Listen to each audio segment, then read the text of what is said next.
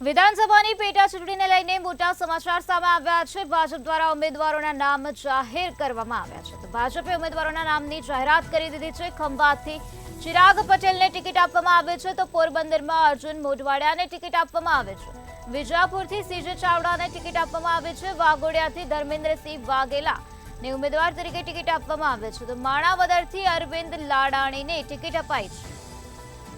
વિધાનસભાના પેટા ચૂંટણી માટે ભાજપે ઉમેદવારોના નામની જાહેરાત કરી દીધી છે, જેમાં ખંભાત, પોરબંદર, વિજાપુર અને વાઘોડિયા અને આ સાથે માણાવદરના ઉમેદવારોના નામની જાહેરાત કરાઈ છે।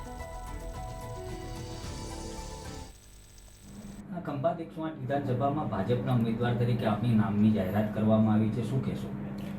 દેશના યશસ્વી વડાપ્રધાન શ્રી નરેન્દ્રભાઈ મોદી સાહેબ, ગૃહમંત્રી શ્રી અમિતભાઈ શાહ સાહેબ, એવા રાષ્ટ્રીય અધ્યક્ષ જેપી નડ્ડા સાહેબ, ગુજરાતના મુખ્યમંત્રી ભૂપેન્દ્રભાઈ પટેલ સાહેબ, ગુજરાતના પ્રદેશ અધ્યક્ષ સી આર પાટીલ સાહેબનો તમામનો ખૂબ ખૂબ આભાર માનું છું કે મારી ઉપર વિશ્વાસ અને ભરોસો મૂકી અને ખંભાતની જનતાની સેવા કરવાનો મને મોકો આપ્યો છે, એ બદલ ફરીથી હૃદયપૂર્વક સૌનો ખૂબ ખૂબ આભાર માનું છું।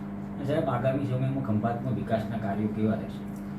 વર્ષોથી ખંભાતમાં વિકાસના કાર્યો ઘણા થયેલા જ છે, આવનારા સમયમાં પણ વિકાસના કાર્યો ખૂબ થશે।